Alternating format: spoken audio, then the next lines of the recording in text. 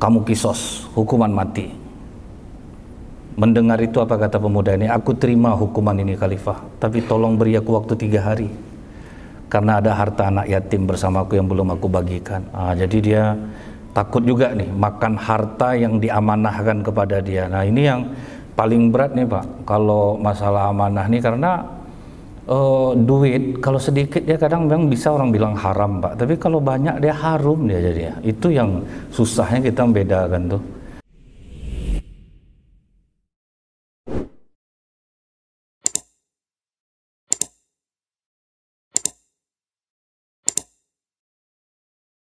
Khalifah Umar bin Khattab radhiyallahu an, ada seorang pemuda soleh. Dia waktu sholat lupa mengikat ontanya dengan kuat. Jadi ontanya ini terlepas Pak, masuk ke dalam kebun kurma yang mana bapak punya kebun itu baru aja nanam.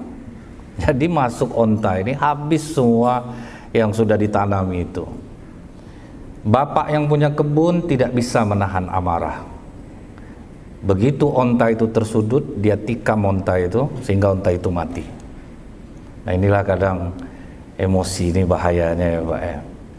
Jadi ada seorang guru di Cina, ketika muridnya selesai belajar sama dia, dipanggilnya muridnya itu, coba kau dekat ke mukaku, lihat apa yang ada di dalam mulutku. Dilihat oleh anak muridnya ini Pak. Apa yang kau lihat? Lidah lagi guru. Gigi masih ada enggak? Gigi udah rontok semuanya guru.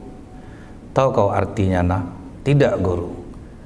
Lidah ada karena dia lembut.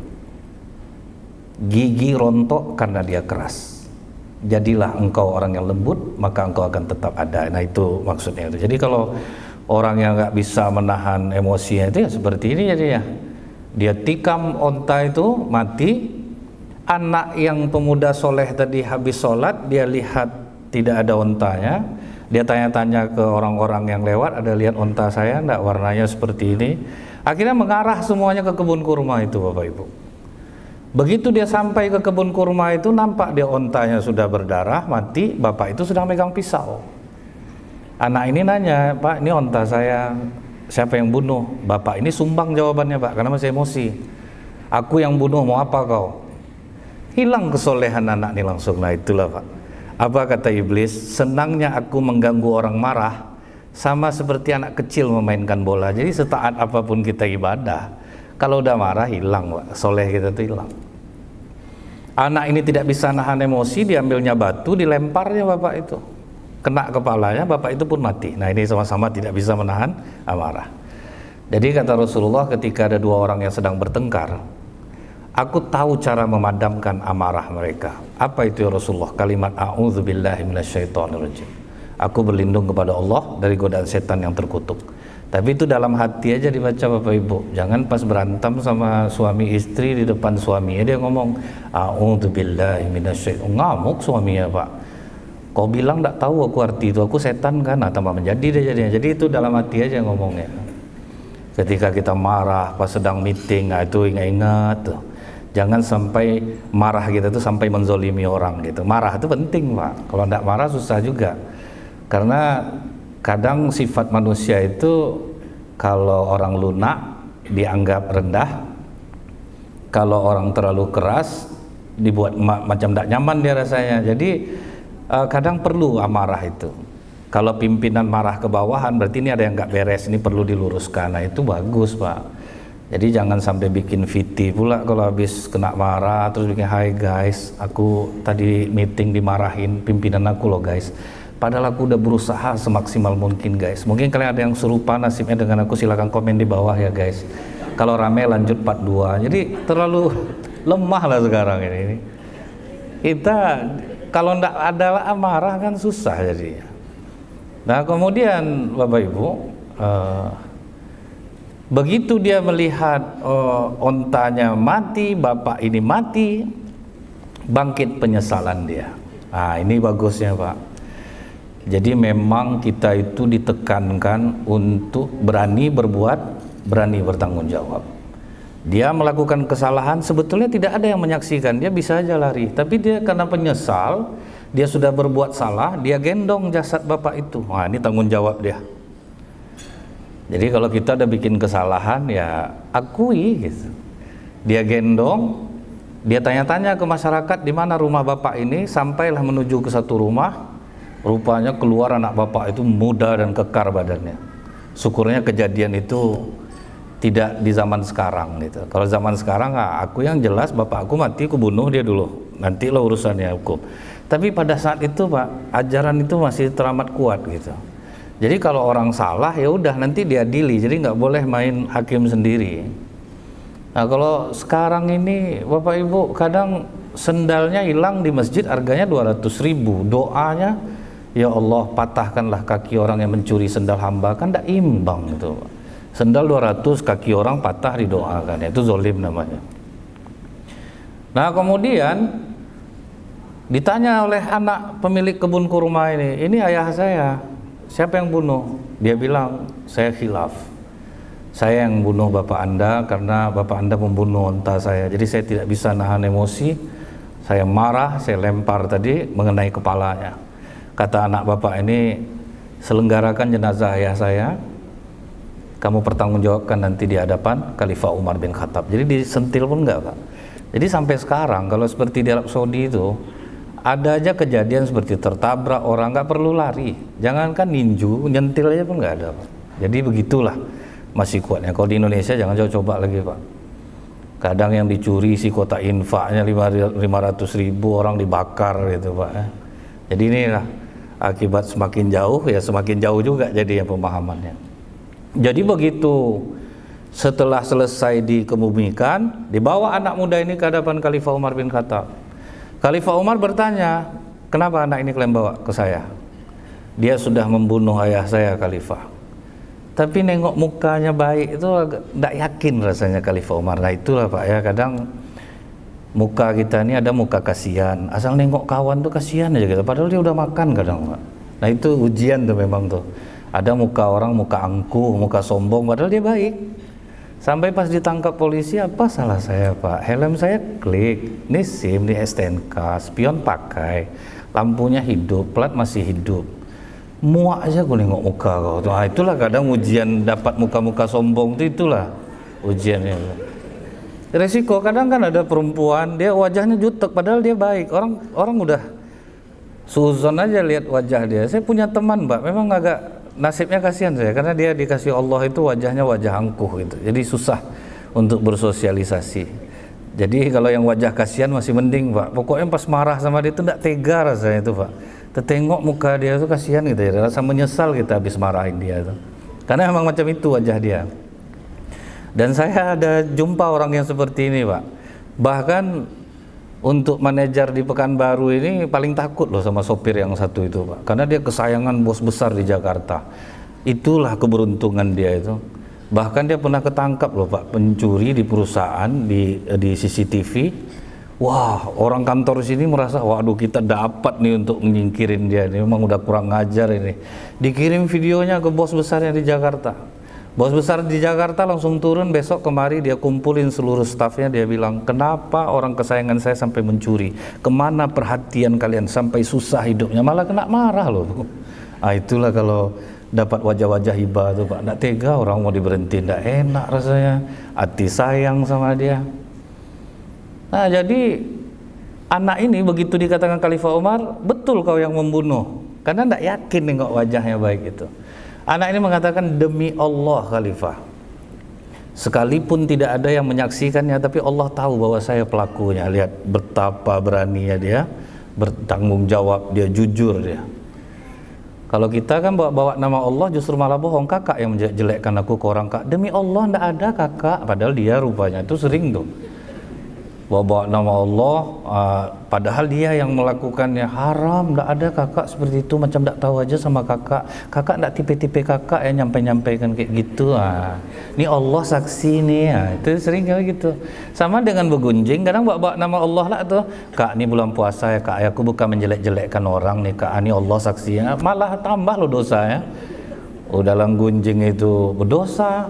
Kita coba perhatikan Bapak Ibu ya, Arab Saudi itu hujannya cuma 2 kali dalam setahun, tapi tidak pernah kekurangan air. Itu satu. cuaca sampai 52 derajat di siang hari tapi anginnya kencang. Makanya banyak orang Indonesia salah paham jadinya. Karena anginnya kencang sejuk, dia lupa bahwa cuaca itu panas, minum es krim. Itu yang sampai berdarah hidung orang-orang Indonesia. Karena sebetulnya panas. Tapi karena anginnya sejuk itu nggak begitu terasa. Sebabnya apa? Susah nyari orang begunjing di sana. Itu memang susah. Kan kalau negara Indonesia ini negara terkepo nomor 2 di dunia. Bayangkan tuh, begunjingnya juga. Sebab apa yang dibuka orang Indonesia di TikTok, gosip.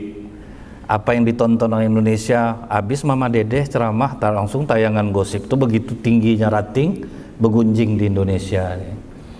Nah sementara kita kalau gunjing orang, dosanya apa? Akhi himaitam fakarihtumu, sama memakan daging bangkai saudara kita yang sudah mati. Salah satu kelebihan Donald Trump tuh Pak, dibalik sosoknya yang mungkin banyak orang benci, satu saya salut, di meja kerja dia waktu dia pengusaha, tulisannya apa? Sampaikan berita baik, kalau tidak diam. Jadi dia nggak terima orang menjelekkan orang lain. Kalau ada memang orang melakukan kesalahan, langsung sidang, kamu dipecat, selesai gitu. Jadi tidak ada kayak kita. Cobalah kakak bayangkan kak, ya aku udah lama curiga sama dia kak, tiap hari itu dibahas. Sampai ada dulu namanya Pak Aeng, sengaja saya sebutkan namanya itu karena ini bukan menjelekkan dia. Pak Aeng ini gajinya cuma 2.500.000 satu bulan Pak, tapi sepatunya John Loeb Pak, harganya 12.800.000. Dia tahu gaya atau fashion. Jadi karyawan di kantor tuh tiap hari tuh ceritanya tentang Pak Aeng. Cobalah kak, gajinya cuma 3 juta. Kakak tahu nggak makan dia di kafe depan minimal kak 50 kali 6 hari kerja. Kali tiap hari orang bahas itu gitu tentang Pak Aeng, kan habis energi kita kan. Akhirnya ada satu orang yang tidak pernah menggunjing Pak Aeng. Dia lihat waktu itu Pak Aeng tuh pakai mobil mewah, disopirin. Nah dia ikut dari belakang. Rupanya Pak Aeng tuh singgah ke tempat pembibitan budidaya ikan lele. Pas Pak Aeng tuh pergi, dia dekati tempat itu. Pak, tadi itu Pak Aeng ya? Iya. Dia ngapain kemari loh? Ini kan pembibitan budidaya ikan lele milik beliau. Sekarang kemana? Itu ke ternaknya ke Bogor. Dia punya ternak sapi. Rupanya kaya.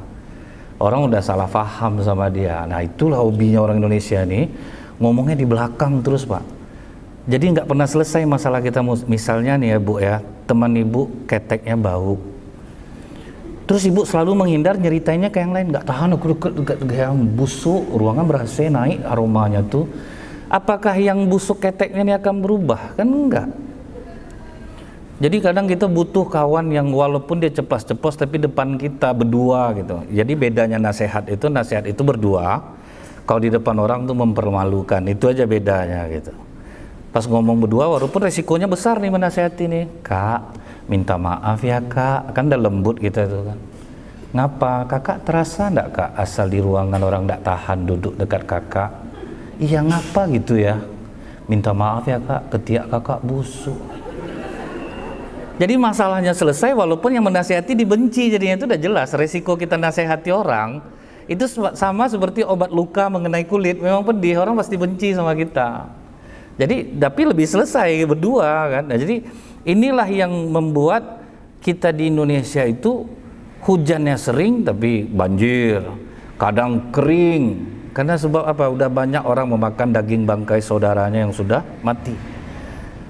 Sementara di sana sejuk, karena susah nyari orang begunjing.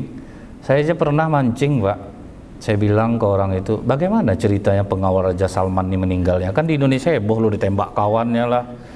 Jawaban mereka tuh doa. Dia orang baik, semoga Allah mengampuninya, semoga dia masuk surga. Banyak jasanya terhadap negara kami, dia sayang kepada raja kami, dia kawal kemana. Tapi nggak mau cerita. Kalau kita, dia gimana cerita? Duduk lah kau dulu, ngopi lah kita. Enggak, masalahnya agak panjang cerita. Itu gitu tuh susahnya tuh. Nah, jadi kalau kita berani berbuat, kakak yang jelekkan aku terus terang minta maaf, aku terenak cerita, memang aku yang menjelek. Ayo terimalah resikonya setelah itu gitu. Ini anak nih bilang, demi Allah, sekalipun tidak ada orang melihat Khalifah, tapi Allah tahu aku pelakunya. Apa kata Khalifah Umar? Kisos, hukuman mati. Jadi pembunuh itu dibunuh. Orang yang maling sampai nasabnya dipotong tangannya. Makanya kejahatan 1 hari di Amerika itu sama dengan 1 tahun di Arab Saudi, saking takutnya orang mencuri gitu. Karena batasnya tuh udah ada aturannya gitu. Makanya gembok sepeda motor di sana itu besar-besar Pak, karena nggak boleh juga, walaupun orang nggak boleh mencuri, kalau kita yang mancing orang mencuri juga nggak boleh juga. Maka gembok di sana sepeda motornya gede-gede. Kamu kisos, hukuman mati. Mendengar itu apa kata pemuda ini? Aku terima hukuman ini Khalifah, tapi tolong beri aku waktu 3 hari. Karena ada harta anak yatim bersamaku yang belum aku bagikan. Jadi dia takut juga nih, makan harta yang diamanahkan kepada dia. Nah ini yang paling berat nih Pak, kalau masalah amanah nih, karena duit kalau sedikit dia kadang memang bisa orang bilang haram Pak, tapi kalau banyak dia harum dia jadinya. Itu yang susahnya kita membedakan tuh. Macam kami ustaz-ustaz nih kadang ditelepon orang Pak ya, Assalamualaikum Ustaz. Waalaikumsalam. Jumat tanggal 20 Pak Daisa bisa di kampung kami Ustaz, berangkatnya agak pagi sedikit Ustaz, kampung kami jauh. Oh ya insya Allah bisa Pak, saya kosong nih jam segitu, tapi minta maaf ya Ustaz, kami nggak bisa ngasih amplopnya banyak. Oh nggak masalah Pak. Sejam sudah Bapak yang pertama nelfon yang kedua, Assalamualaikum Ustaz. Waalaikumsalam. Jumat tanggal 20 Oktober Pak Daisa bisa Ustaz di kampung kami. Berapa jam dari Pekanbaru? Sekitar 4 jam lah Ustaz, supaya Ustaz tidak buru-buru, pagi lah berangkatnya. Minta maaf saya Pak, di waktu yang sama udah ada yang ngundang sejam yang lalu, itulah Ustaz. Mendadak pula panitia suruh saya nelfon Ustaz. Saya sebetulnya segan nelfon Ustaz, tapi kata orang tuh Ustaz, kalau Ustaz bisa ada sekitar 7 juta untuk Ustaz. Dia jam berapa tadi tuh Pak? Hari apa? Duit nih menggoyang kita Bapak Ibu. Jadi itu ujiannya kita itu pasti ya di masalah seperti ini gitu. Ini diamanahkan uang anak yatim, dia terima. Aku terima hukuman ini Khalifah, tapi tolong kasih aku izin 3 hari ngasih harta anak yatim ini. Takut mereka termakan harta yang bukan haknya. Nah ini ujian terberat nih. Ada suami, dia dikasih bosnya ATM, ini kamu ambil uang di ATM, nanti beli alat-alat kantor ya. Oh iya Pak. Dia pas antri di ATM, rupanya orang sebelumnya buru-buru keluarnya Pak. Pas giliran dia, rupanya tertulis di layar tuh Anda ingin melanjutkan transaksi, berarti ATM orang kan tinggal di dalam. ATM lama kan nggak ada pengulangan PIN Pak. Dia tekan iya. Informasi saldo tekan banyak. Wah mau mulai ujian. Udahlah kau sedang susah, ambil aja lah 1 juta, tidak akan kurang nolnya itu. Kemudian yang lain lagi bisikannya jangan ada CCTV, walau gimana pun tetap akan ketahuan. Akhirnya menanglah imannya berkat CCTV. Nah, itulah teknologi ini bisa menguatkan iman kadang. Pulang dia, habis diambilnya ATM orang itu, diambilnya ATM kantornya. Setelah diambil duit, dia kasih ATM-nya ke petugas bank. Dia pulang ke kantor. Pulang dari kantor sampai di rumah dia ceritakan lah kejadian itu kepada istrinya. Tertinggal ATM orang tadi sebelum abang dek. Terus tertulis itu Anda ingin melanjutkan transaksi. Terus abang tekan iya. Terus informasi saldo banyak, uangnya banyak. Abang ambil pula. Alhamdulillah dek, abang tidak mau ngambil itu. Masih kuat iman abang. Kata istrinya apa Pak? Bodoh. Sok-sok jujur lah abang, banyak orang yang jahat daripada abang di Indonesia nih Bang. Nah, itu tuh kena ya Pak. Udah kuat suaminya, istri pula kadang yang apa. Misalnya nih pas teller kelebihan uang, wah itu merasa aduh alhamdulillah. Sekali kalau nggak jujur, sekali tekor Pak, habis. Pokoknya jangan coba-coba mengambil hal yang bukan hak kita. Kayak di masjid tuh Pak, misalnya orang acara buka bersama, terus karena buka bersamanya kurang, oh kita pakai dulu uang masjid, besok kita ganti, itu aja Pak fatal akibatnya Pak. Nggak bisa dia, dia pinjam dulu, rata-rata makin berkasus dia. Terpakainya awalnya dikit, ganti lama-lama, simpati jamaah hilang, nggak usah lah nyumbang. Rupanya nggak jelas ini, itu tuh akibatnya, akhirnya hilang simpati orang, lama-lama berkurang orang nyumbangnya. Kemudian kata Khalifah Umar waktu dia minta izin tuh, tidak bisa. Kau telah membawa nama Allah sebagai saksi, kau tidak bisa lagi keluar dari sini kecuali ada orang yang menjaminkan dirinya untukmu. Kalau kau tidak datang, dia yang dipancung. Bayangin tuh. Dia perhatikan sahabat Rasulullah yang masih hidup, nampaklah dia Abu Dzar Al-Ghifari radhiyallahu anhu. Paman mau enggak jaminkan diri paman untuk aku selama 3 hari ini paman? Abu Dzar Al-Ghifari langsung berdiri, silakan nak, pergilah kau. Pergilah dia, anak muda ini. Hari pertama tidak ada tanda-tanda dia datang. Hari kedua tidak ada tanda-tanda dia kembali. Hari ketiga apalagi makin jauh rasanya. Ibaratnya kalau sekarang Pak ditelepon udah nggak ngangkat lagi Pak, WA checklist sudah. Pokoknya udah nggak jelas lagi nih kabarnya. Akhirnya anak pemilik kebun kurma ini di hari keempat, Khalifah, aku tidak mau tahu. Yang jelas nyawa ayahku yang tertumpah harus ada menebusnya. Dan kau paman Abu Dzar yang menjamin, kau yang menjalani hukuman itu. Sama sekali tidak ada guratan penyesalan di wajah Abu Dzar Al-Ghifari. Begitu detik-detik pemancingan akan dilaksanakan, dari jauh nampak mengepul pasir. Rupanya anak muda itu kembali. Itulah kejujuran dia. Padahal dia bisa aja lari. Jadi jujur itu bukan berarti hilang hukuman. Jadi kan kebanyakan orang, kan aku udah minta maaf, aku kan udah jujur, ya udah jalani hukumannya, terimalah hukuman itu gitu. Nampak dia lari dari jauh, langsung dia berteriak, tunggu Khalifah, Khalifah, Khalifah, Khalifah, Khalifah. Kan kalau di film-film kan gema-gema tuh Pak. Aku sudah kembali. Aku tidak akan mengingkari janji yang telah aku buat. Aku tidak ingin membuat orang berkata bahwa tidak ada lagi orang yang bisa dipercaya. Itu dia Pak, amanahnya. Jujur walaupun hukumannya adalah mati. Semua mata akhirnya tertuju kepada Abu Dzar Al-Ghifari. Kau pasti berani jamin dia karena kau kenal ibunya? Enggak. Kau kenal bapaknya? Tidak. Aku cuma tidak ingin membuat orang berkata bahwa tidak ada lagi orang yang sayang kepada saudaranya. Itu Pak, kasih sayang. Mendengar itu menangis anak pemilik kebun kurma itu. Aku cabut tuntutanku Khalifah. Paman Abu Dzar telah mengajarkan kepadaku tentang kasih sayang. Aku pun tidak mau membuat orang berkata bahwa tidak ada lagi orang yang mau memaafkan kesalahan saudaranya yang tidak termaafkan. Itulah puncak tertinggi dari ibadah kita itu Pak. Karena banyak orang rajin ibadah ini ternyata pendendam juga Pak. Iri dengki, hasad dengki. Jadi itu nggak ada artinya ibadahnya. Saya masih ingat tuh, Menteri Perminyakan Arab Saudi sekarang itu namanya Naim. Dia ini dulu buruh rendah di perusahaan minyak Arab Saudi dan pernah dimaki oleh pimpinannya Pak, di depan orang ramai. Setelah dia dimaki-maki oleh pemimpinnya, dia direndahkan, keluar dari ruangan itu berdoa dia, ya Allah ampuni pimpinan aku, dia tidak salah. Dia wajar memarahiku karena aku salah, aku lancang, ampuni pimpinan aku ya Allah. Nah itu yang bagus tuh. Kita kan kalau habis kena marah, aku kalau tidak pimpinan aku tinju mulutnya tuh. Depan orang aku gitu kan, aku malas, macam-macam itulah Pak ya. Kadang kita tuh kalau kena marah tuh nggak mau introspeksi diri gitu. Kita mau nganggap mencari keadilan kepada manusia, mana bisa? Yang adil itu ya Allah, Tuhan Maha Kuasa, itu yang adil. Manusia nggak ada yang adil loh Pak. Karena adil manusia ini pasti bermasalah. Menurut orang ini aku 5, itu 1, itu yang adil. Ada lagi yang sama banyak baru adilnya, nggak bisa. Yang penting jangan buruk sangka ya. Apabila kita tertimpa oleh musibah, kita introspeksi aja diri kita ini gitu. Misalnya nih Pak, kita udah tahu aturan di bumi ini ada 3 yang tidak boleh kita bantah Pak. Penguasa, orang kaya, sama orang gila. Itu risikonya sama gitu. Jadi selama kita kerja sama orang Pak, jangan pernah bantah. Jangan pernah menjalankan sesuatu yang bukan dari perintah. Namanya kita kerja sama orang. Masa kita pula yang tahu, walaupun kadang akhirnya salah gitu Pak. Saya ingat waktu orang ngopnam barang tengah malam. Cara ngopnam barang itu seperti ini. Akhirnya siap jam 4 subuh. Sudah itu bulan depannya pas ngopnam barang pakai lagi cara pimpinan yang tadi.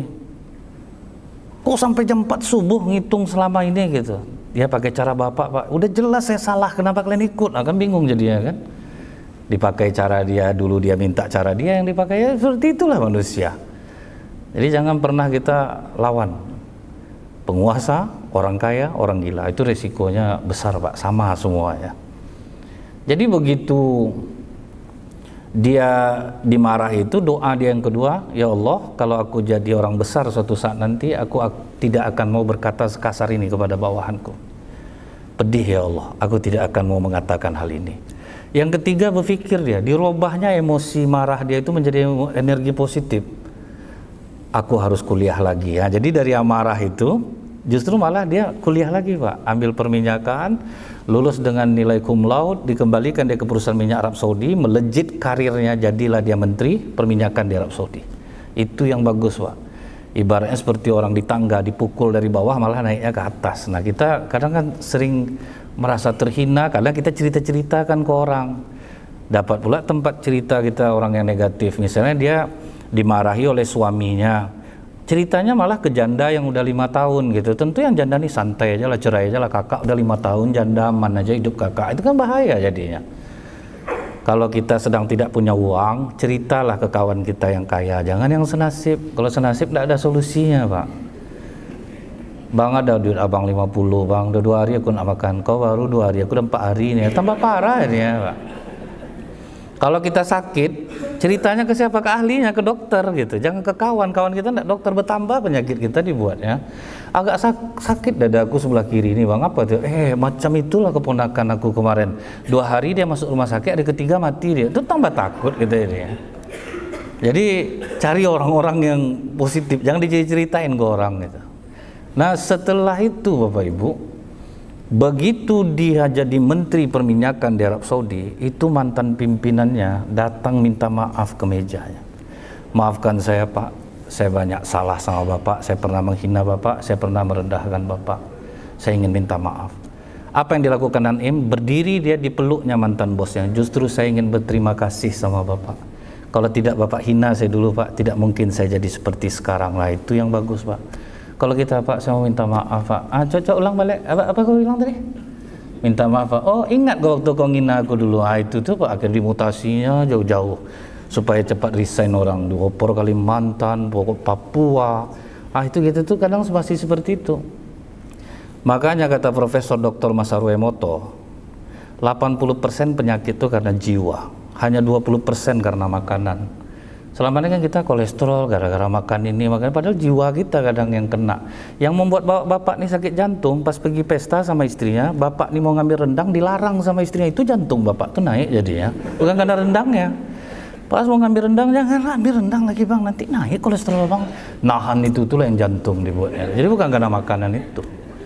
Jadi mudah-mudahan Bapak Ibu bisa mengambil apa yang saya sampaikan pada malam hari ini, bahwa ternyata dengan memaafkan, dengan kita bersilaturahmi, itu akan memanjangkan umur, memurahkan rezeki. Orang yang tidak ada dendam di jiwanya, bahkan kata dokter-dokter kulit nih, perempuan kalau pemaaf, dia tidak masuk hati, itu kulitnya akan bagus ini. Jadi Bapak Ibu, ibu-ibu juga akan menghemat biaya Korean Glow, kan itu udah cukup mahal, skin booster. Jadi biar bekerja skin boosternya itu. Karena kalau kita busuk hati, iri hati, hasad dengki, yang duluan kena kata dokter kulit apa ya? Kulit. Jadi sehebat apapun perawatan kita, kalau kita pendendam, maka tidak akan berfungsi perawatan itu. Jadi mudah-mudahan ini bermanfaat.